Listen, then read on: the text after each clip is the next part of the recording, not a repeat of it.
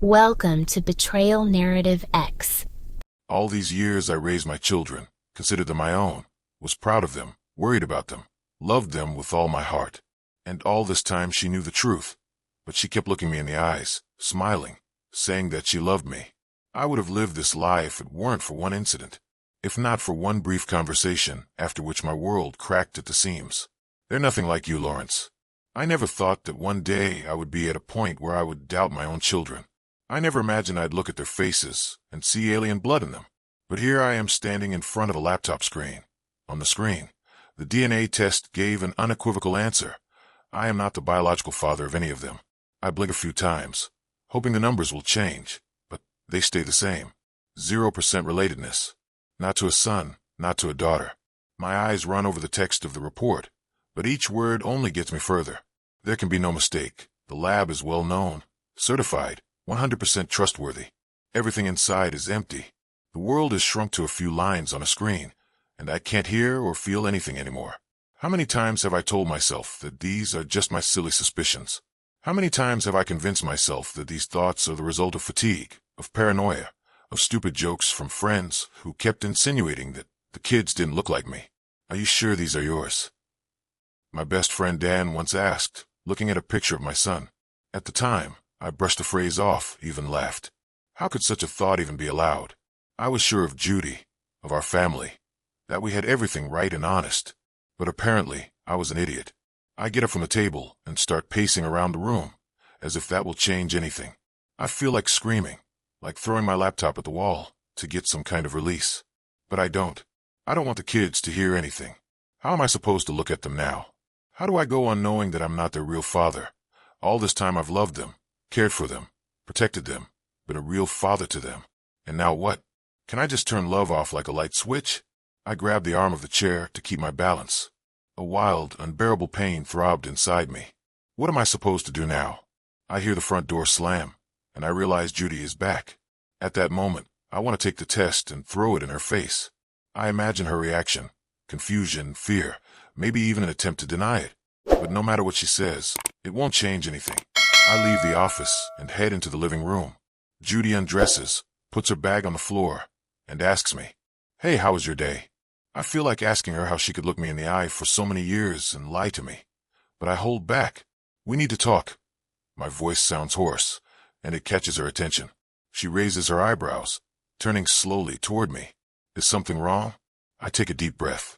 I'm seething inside, but I don't want to make a scene. I need to hear what she has to say. I need to see her reaction when she realizes I know. I toss the printed test result on her desk. "Read." Judy looks at the sheet, then at me. There was a strange expression in her eyes, not frightened, not confused, but rather annoyed. She takes the paper slowly, glances at it, and then stops talking. I scrutinize every movement on her face. She doesn't take a sharp breath, doesn't grab her head, doesn't start denying it right away. Just stares for a few seconds, and then she puts the sheet aside and looks up at me with a cold stare. "Are you serious?" I expected everything. Tears, tantrums, attempts to explain, even accusations that I was digging into something I didn't understand. But ridicule? "This is kind of stupid," she says calmly, folding her arms across her chest. "Do you really believe those tests? It's a scientific analysis, not coffee grounds," I say, trying to keep my voice steady. "A scientific analysis that is often wrong," she interrupts. "Do you even know how many cases there are where such tests show false results?" I look at her, and I can't believe my ears. She doesn't even try to justify herself or tearfully apologize. Instead, she makes me look like an idiot for believing in some dubious paperwork. "Are you suggesting I don't believe what's written in black and white?" "I suggest you don't jump to conclusions," she replies firmly. She didn't even blink when she realized I knew. "Okay, so you don't admit it?" "All I'll admit is that you're being stupid," she says, crossing her arms over her chest. "Let's do another test, in another lab, and you'll see for yourself." I look at her and realize I'm going to have to press this truth out, because she won't tell it to me herself. She wanted to stall. I could see it in her gaze, in her voice, in how easily she'd offered to retake the test, as if the whole thing wasn't a nightmare, just an unfortunate misunderstanding. I knew that when you're cornered, you grasp at straws to delay the inevitable. "Okay," I said, averting my gaze so I wouldn't give away the rage raging inside. "We'll do another test." "That's good." I hope you'll stop suspecting me after this. How sure of herself she was. How cleverly she played on my emotions, on my desire to be wrong. I wanted the test to be wrong, but my gut told me she was lying. I forced myself to leave the room, because one more second with her and I would have exploded. I was seething inside, my thoughts scattered, but I was determined. If she wanted a second test, let there be a second test. Only this time I'd make sure she didn't have a chance to get out of it. 2 days later, we went to an independent lab. Judy was calm, even a little irritated, like a person who has to endure delusional accusations. She spoke to me in short sentences, as if I were a stranger to her, as if she'd come to hate me for daring to question her loyalty over the days. In the laboratory, we were met by a man in his 40s with a professional smile. He looked at our documents, explained how the process would work, and offered to give us samples right away. "We'll swab the children and you," he said calmly, ignoring the tense atmosphere between us. "In 10 days, you will have accurate results." Judy sighed, rolled her eyes, and sat back in her chair. "Let's hurry it up." She thought she had a plan.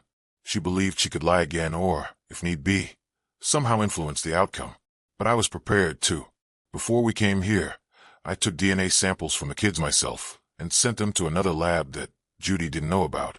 It was my insurance, my way of finding out the truth without her manipulation. For 10 days I lived in a kind of foggy suspense, as if I were between two realities. One part of me wanted to believe that the second test would disprove the first, that I'd ruined our marriage with these suspicions for nothing. But the other part of me knew that miracles don't happen. Judy acted as if nothing had happened.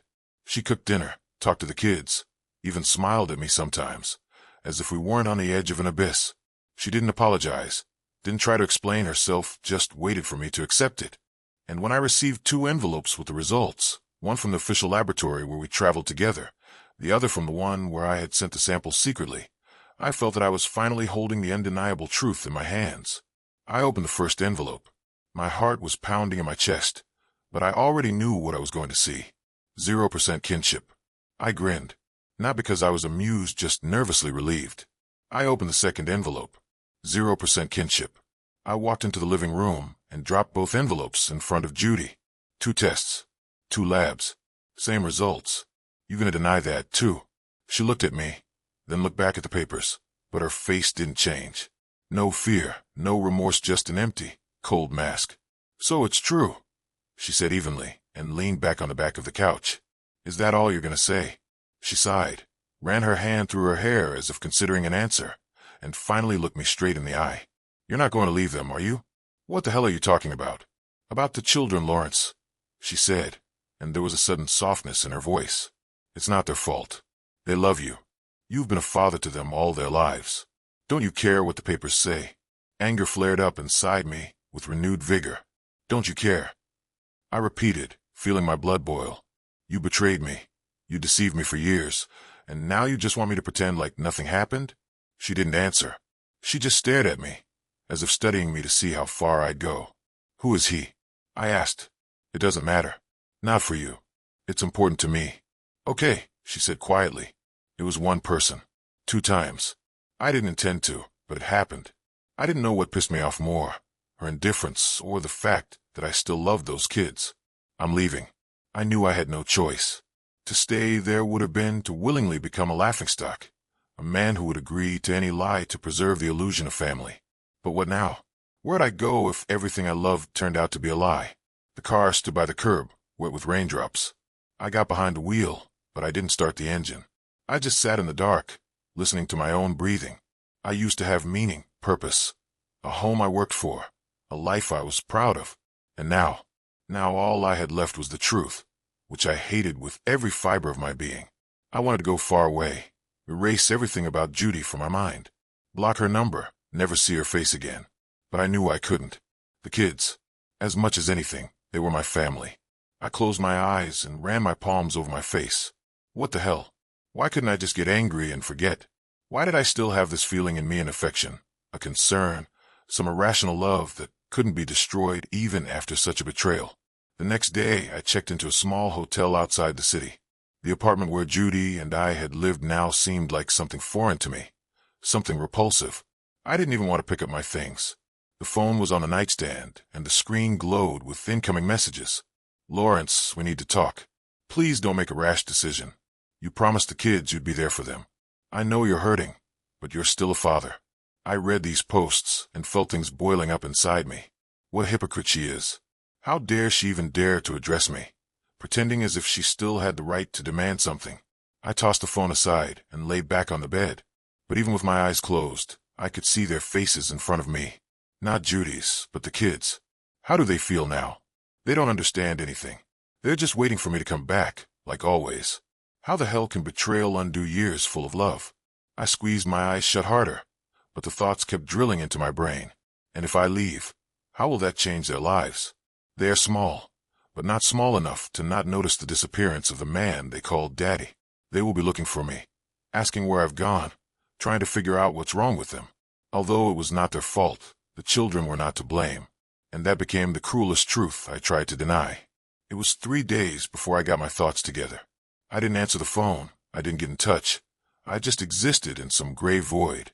Everything that had happened before seemed like a distant dream, and reality consisted of the cold walls of a hotel room and constant thoughts that were impossible to escape. On the 4th day, I couldn't take it anymore and drove to the house. I wasn't going to go inside or talk to Judy. I just needed to see them, make sure they were okay. I stopped at the end of the street, a little farther from the courtyard. There was a light burning from a second-story window. It was my son's room. At that moment the door opened, and Judy came out of the house. She didn't see me right away.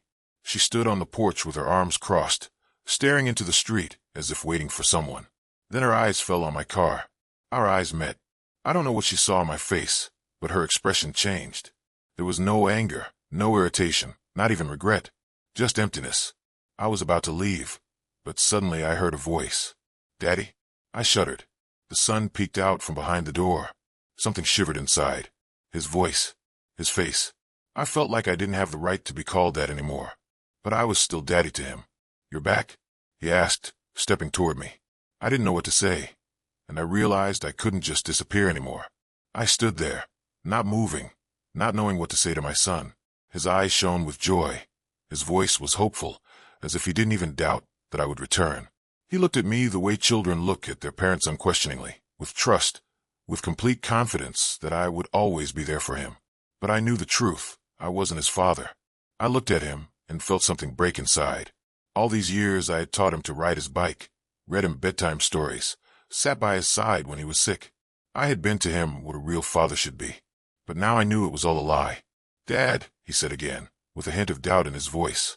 I could have just turned around and walked away. I could have said I wasn't here anymore.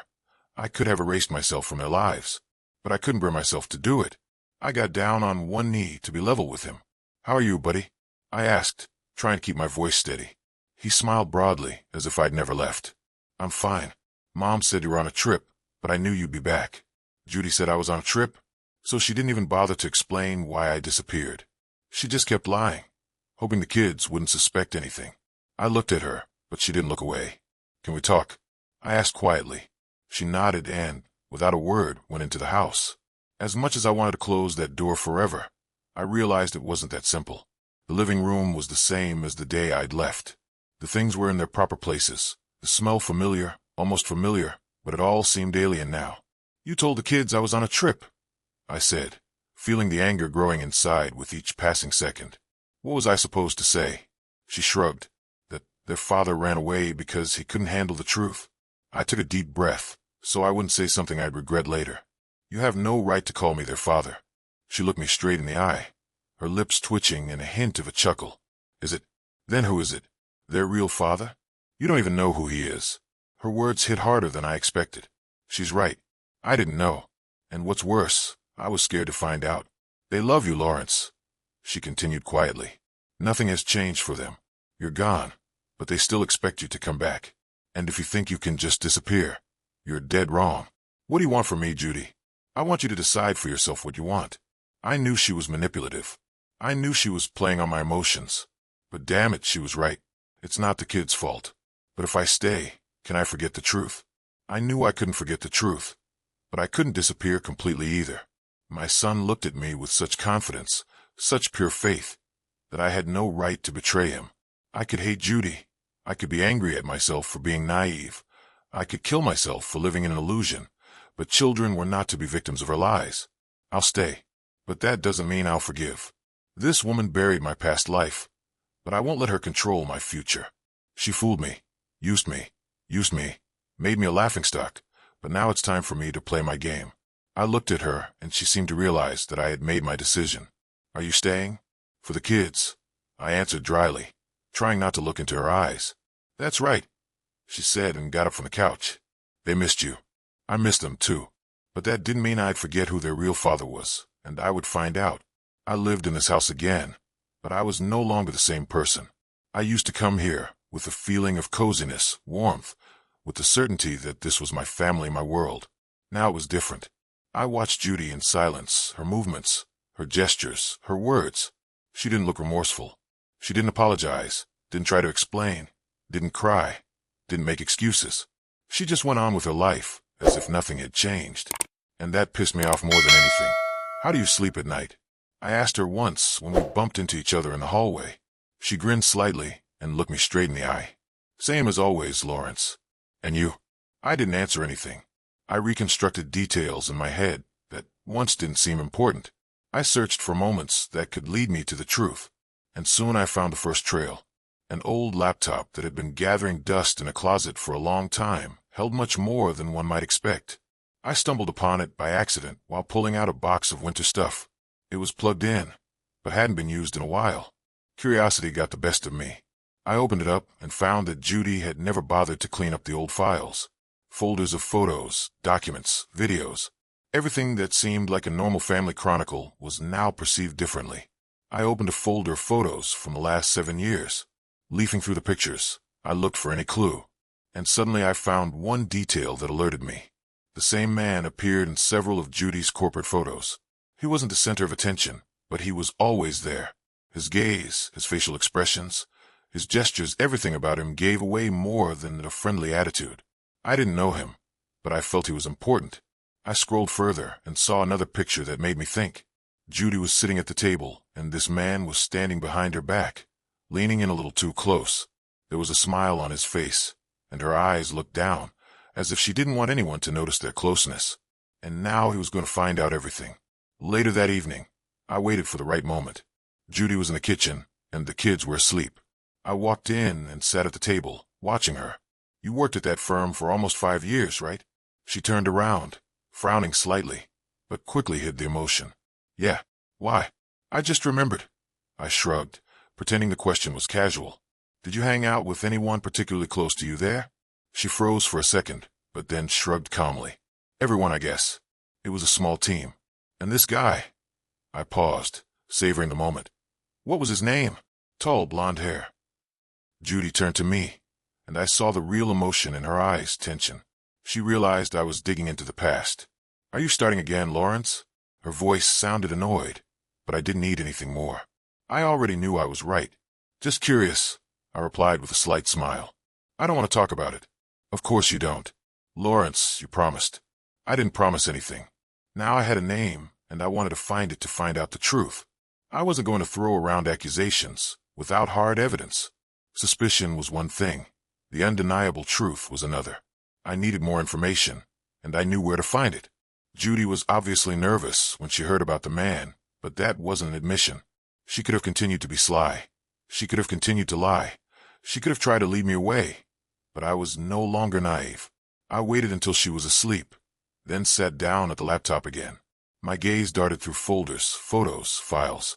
I needed more than a lead. I needed something concrete that couldn't be denied. I opened an old correspondence in her inbox.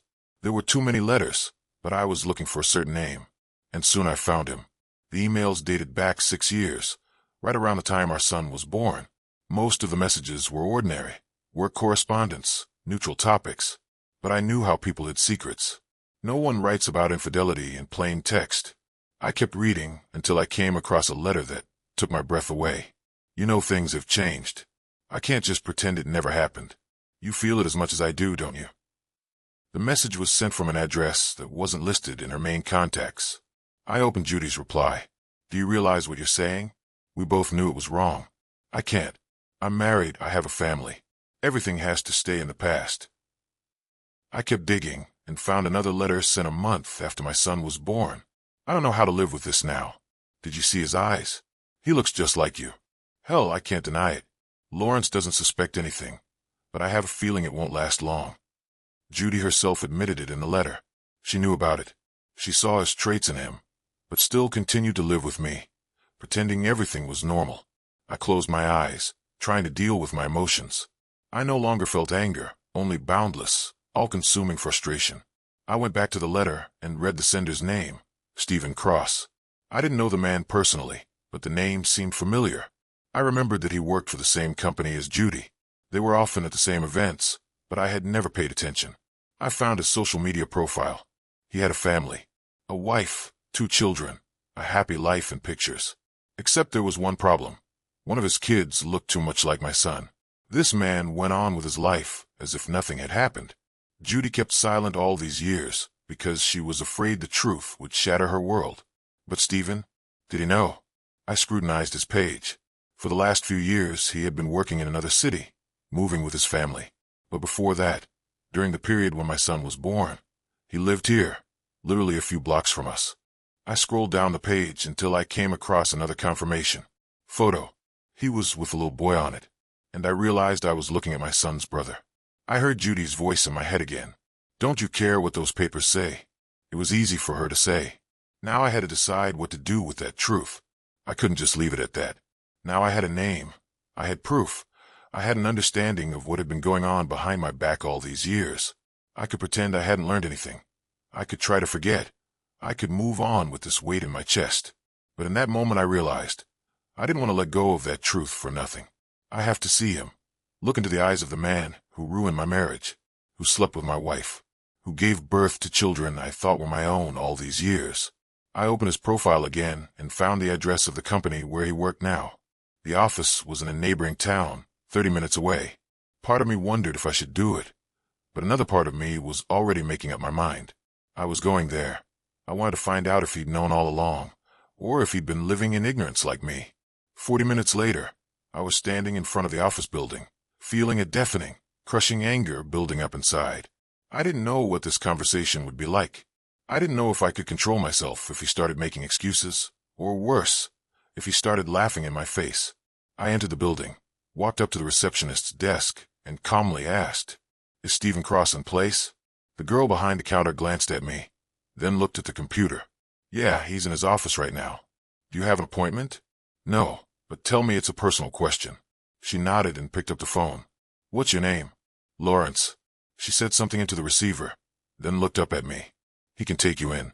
Office 57, 3rd floor." I thanked him briefly and headed for the elevator. When I walked into his office, he recognized me immediately. I could see it in his eyes. I didn't introduce myself. I didn't explain why I was here. Just closed the door behind him and stood across from him. "Lawrence, right?" He smiled, but you could tell it wasn't sincere. "Stephen." He nodded, but there was wariness in his eyes. "To what do I owe this visit?" I looked at him and tried to figure out what kind of person he was. He looked ordinary. Not a predator, not a monster, not someone you might imagine destroying other people's families. Just a man in a white shirt who probably didn't even know why he did what he did. I slowly pulled a folded piece of paper out of my pocket and placed it in front of him. He looked down, turned it around, and when he realized he had the DNA test results in front of him, his face changed. Literally in a second, so many emotions flashed in my eyes: shock, realization, anxiety. He looked up sharply at me. That's what? "It's a test that shows I'm not the father of my children." I said it calmly, no hysteria, no anger in my voice. But inside, everything was boiling. He swallowed, ran a hand over his face, and looked away. "Shit," he exhaled. "Did you know?" "No, I don't." "You're lying." I didn't know. Now there was panic in his voice. "Honestly, Lawrence, I didn't know."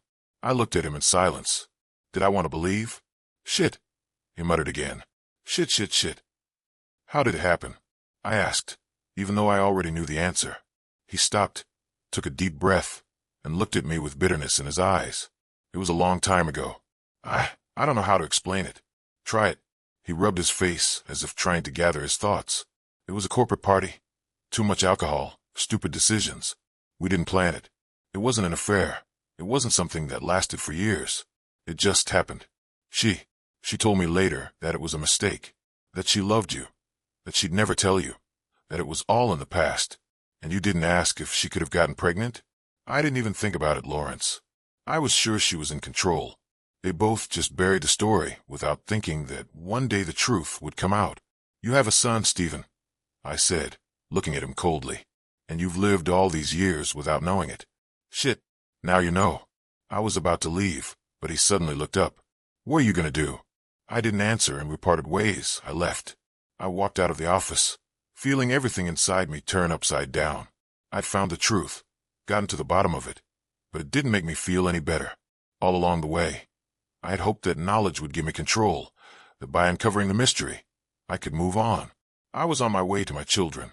I needed to talk to them, because they were the only ones who had nothing to do with it. I didn't know how to tell them I wasn't their father. I didn't know if I should say that, but I felt that if I kept silent, I would be betraying myself. When I walked into the house, Judy immediately realized I had figured something out. She stood in the doorway, arms crossed over her chest, but this time her eyes weren't as confident as before. She was looking at me like she was trying to calculate how far I'd go. You found him, didn't you? She asked quietly. I didn't answer anything. I walked past her, went upstairs, and peeked into the nursery. My son was drawing at the table, and my daughter was playing with toys on the rug. I stood looking at them, realizing that I still loved them. I could hate Judy, could despise her lies, could curse the day I believed her.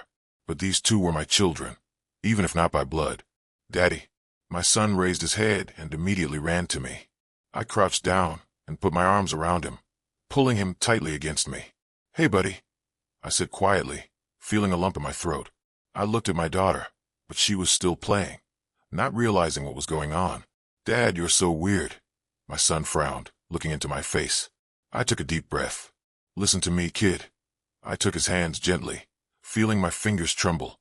There are some things that are going to be hard for you to understand. He looked at me curiously. Do you know that I love you very much? Of course. He smiled as if it was the most obvious answer in the world. I closed my eyes for a second, gathering my wits. But did you know that every human being has a biological mom and dad? Oh yeah. Sometimes it happens that the person who raises you is not the person who gave you life. He was silent. I'm not your biological father, son. Those words were hard for me to say. They felt like they were burning my tongue, like I was saying something that should never have been said. The son froze. He didn't cry. He didn't scream. He didn't ask what it meant. Just looking at me. Perhaps he didn't even fully understand. But then his lips trembled. But you're still my dad? I hugged him tightly, because nothing was more important than this issue. Of course, and it always will be. I heard someone behind me sob quietly. Judy stood in the doorway. It was the first time I'd ever seen her truly broken. When the kids fell asleep, Judy and I stayed downstairs. She didn't speak, and I didn't speak either. Finally she spoke, but her voice was quieter than ever. You're gonna leave, aren't you? Yeah. Chuckles. But you'll come? I looked up at the stairs leading upstairs to where the kids were sleeping, and realized that I couldn't just disappear from their lives. Yeah. Chuckles. Judy sighed heavily and closed her eyes, as if she wanted to say something, but couldn't find the words. I stood up, grabbed my jacket, and headed for the exit. When I opened the door, she said one last thing. You were the best father to them. I'm sorry. What would you do if you were me? Could you continue to be a father to your children, knowing you'd been betrayed? Thank you for watching, and I will see you in the next video. If you liked the story, please give this video a thumbs up and leave a comment below. Your support helps the algorithm show my content more often. If you are new to the channel, do not forget to hit that subscribe button. It really helps me keep making more stories for you.